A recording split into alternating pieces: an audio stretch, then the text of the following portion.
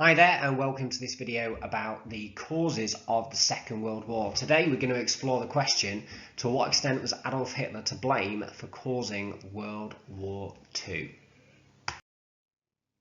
Okay then, so we're going to kick this video off just by looking at a timeline of some key events. You can obviously pause that and read some of that information, but it's actually really important to get a good awareness of the different times that some of these events were happening and some key individuals to know about. Obviously, you've got Adolf Hitler as one of the key people that influenced foreign policy. Lots of evidence from historians to suggest that Hitler was always very influential in terms of German foreign policy from 1933. You've obviously got Neville Chamberlain, who was the British Prime Minister when he was appointed Prime Minister in May 1937. He's very much associated with the policy of appeasement. Mussolini, the Italian leader, becomes a key ally of Hitler during this time. And Italy's invasion of Abyssinia in October 1935 was also another key factor in Hitler seeing that other countries were getting away with aggressive actions. It was also probably the final nail in the coffin of the League of Nations as well. And then Winston Churchill during this time, who we know became Prime Minister of Britain in 1940, is a good example of a politician in Britain who was consistently speaking against the policy of appeasement. So made a very famous speech in the House of Commons condemning the Munich Agreement, which was signed on the 30th of September 1938, which is another really important event to know about. So we're going to kick off and we're going to look at some of the different factors which caused World War II. So in any question about what caused World War II, it's important to just have an awareness that there is a lot of different factors which are at play here. And the best answers to this question recognise those factors and certainly recognise how these factors link together. So if you like, I suppose the stated factor here is that Hitler and Germany were to blame for the outbreak of the Second World War in the 1930s. And that was certainly the sort of feeling from historians, perhaps, who were writing just in the aftermath of the Second World War. But in recent years, historians have looked at a multitude of different factors to do with what caused World War II. So you've obviously got things like the failure of the League of Nations, you've got the impact of the Wall Street crash in October 1929, and then the subsequent Great Depression, which led to a lot of chaos, I suppose, and the decline in international cooperation. You've had an evaluation of the policy of appeasement and about whether that was a key factor. So this whole idea about whether Britain and France, had they acted earlier, could they have stopped Hitler? For example, when Hitler marched troops into the Rhineland in March 1936, if Britain and France had tried to stop that, would that have been able to prevent Hitler's aggressive actions? You've got the Nazi-Soviet Pact, which is more like a trigger cause of the Second World War. And then, of course, you've got the Treaty of Versailles and the idea that the Treaty of Versailles was perhaps always too harsh. The sentiments of people like Marshal Ferdinand Foch, the French general, that said this is not a peace, it is an armistice for 20 years. He said that about the Treaty of Versailles. So it's important to just have an awareness that there's lots of different factors at play here. Okay, so there's many different reasons for why you might blame Adolf Hitler for causing the Second World War. The first thing is to look at his aims, which are summarised on this slide. And you can make a really strong argument that actually for Hitler to achieve his aims, it was always going to make some kind of conflict with other European countries more likely.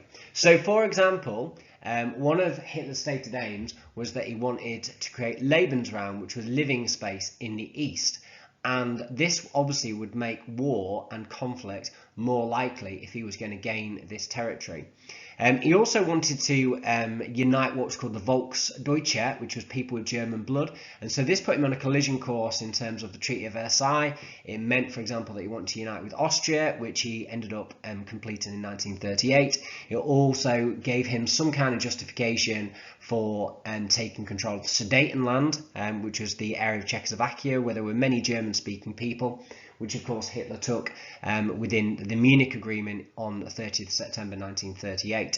So there's quite a lot of evidence there to suggest that with Hitler wanting to achieve Lebensraum in the East, that this made war and conflict much more likely. So when we think about his stated aims, then let's have a look at some of Hitler's actions that he actually took during this time.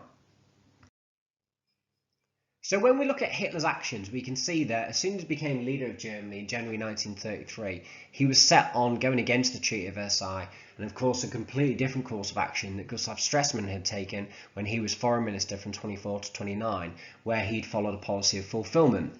So we see that one of the things that Hitler did in 1933, he left the World Disarmament Conference, and his focus very quickly as leader of Germany turned on to rearmament, and from 1935 Hitler began to rearm, at first in secret and then more out in the open from about 1936. In March 1936, he also put soldiers back into the Rhineland, which was that demilitarized area which had been set up after the Treaty of Versailles.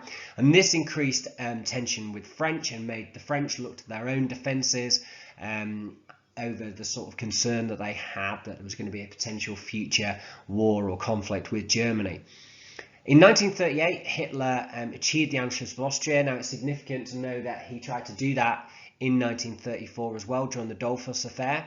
So again, that shows that he was working against the Treaty of Versailles right from when he became the leader of Germany.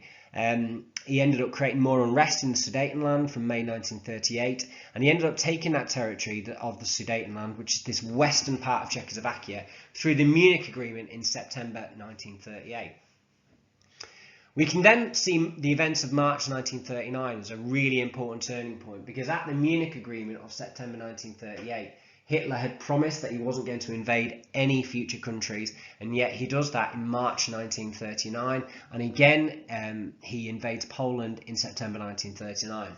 So there's a lot of evidence there to suggest that Hitler's actions were aggressive, when you sort of think about the fact that Hitler was also sending his forces over to Spain to support General Franco in the Spanish Civil War alongside Italian forces. So that was serving to train the German military, in particular the new German Air Force, the Luftwaffe. There's lots of evidence to suggest that Adolf Hitler was the person that was to blame for causing World War II. It was he who was having the aggressive actions, and it was his policies that were kind of putting Germany on a collision course for conflict in the future. However, some evidence suggests that perhaps it's not all Hitler to blame, it's the factor of appeasement. So there's quite a lot of evidence to suggest that Britain and also France were actually appeasing Germany during this time and therefore contributing to the issue. Throughout the 1930s, Adolf Hitler saw countries like Japan and Italy getting away with the aggressive actions, with the Japanese invasion of Manchuria, the Italian invasion of Abyssinia, and you could say that that kind of spurred Hitler on to his own aggressive actions. I think really during this time, Britain and France we can send out mixed messages towards Germany. So you could say, for example, that Hitler wasn't following the terms of the Treaty of Versailles, and yet in June 1935, Britain and Germany signed the Anglo-German Naval Agreement, which said that Germany could have a navy 35% the size of Britain, which undermined massively the Treaty of Versailles. We know that France and Britain agreed the Hall-of-Vow Pact behind the backs of the rest of the League of Nations, and behind the backs of Abyssinia as well, which would have given Italy control of most of Abyssinia. We know that they enabled Germany to occupy the Rhineland in March 1936. We know that the soldiers that Hitler sent into the Rhineland, and remember some of them were on bicycles, were given express orders that if they encountered any kind of resistance whatsoever, they were supposed to turn around. Britain and France allowed Germany to unite with Austria. It was Britain and France that signed the Munich Agreement, which gave Hitler control of the Sudetenland. And even in March 1939, when Germany invaded Czechoslovakia, they didn't stop that. They made a guarantee afterwards to protect and defend Poland, but they didn't stop that. So you could say there were many missed opportunities to deal with Germany. And even after March 1939, when it became pretty clear that some kind of conflict or war was inevitable, and preparations for war are very much going on within Europe during that time, Britain and France don't really seek a strong alliance with the Soviet Union, and that makes it more likely, and then in fact it happens, that Stalin, the Soviet leader, will instead make an alliance with Hitler, which he does in August 1939, and it's that Nazi-Soviet pact which paves the way for the German invasion of Poland in the east. So you could make an argument that appeasement was a really important factor.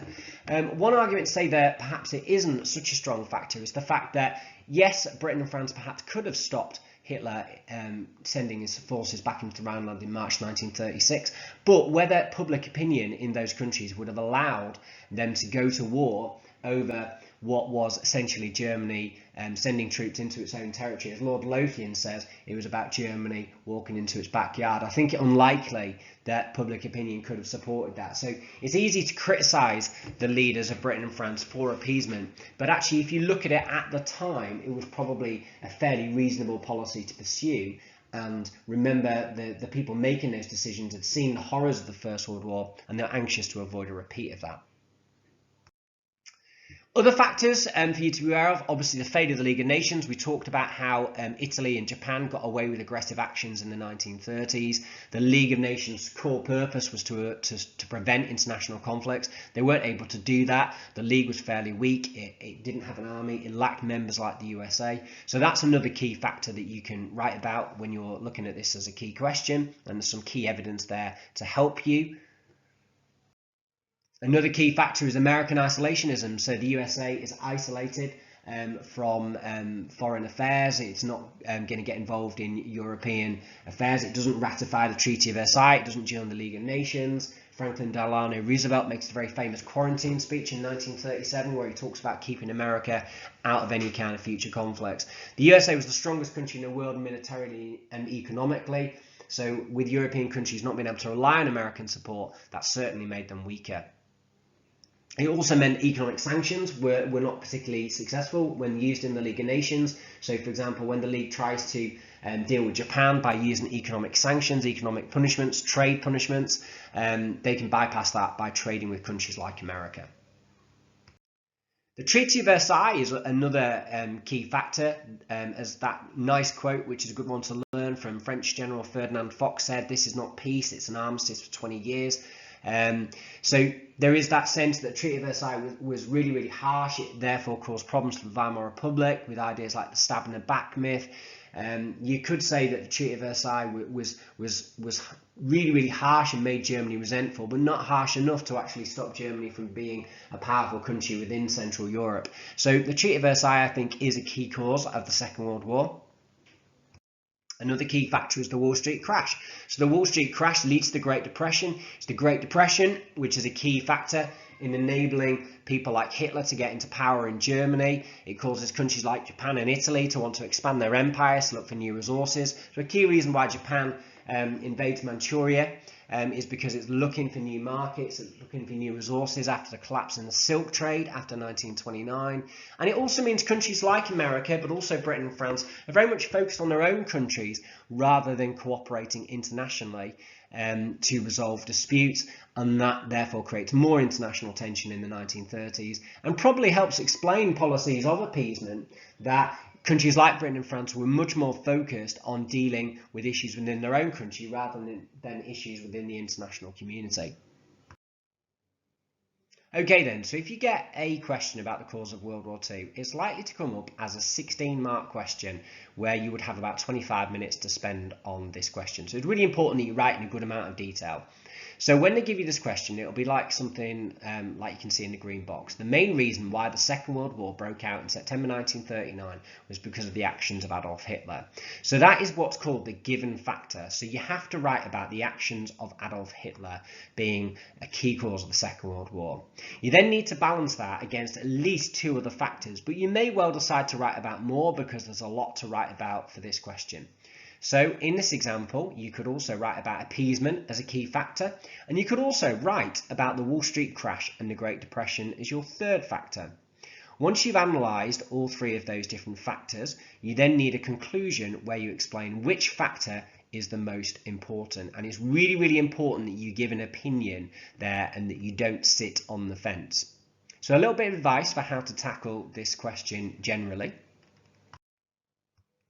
So it's going to be really important in your work you include evidence about all of the key factors, that you include relevant evidence, that you include analysis to analyse the importance of the factors, make links between the different factors together, and then finally that you have that judgment within your conclusion where you explain which factor is the most important. And there is some key information that you can use, some killer facts that you can maybe pause this video and just learn some of those key facts. Okay, so thanks for watching. That was a revision video about what caused World War II. Bye bye.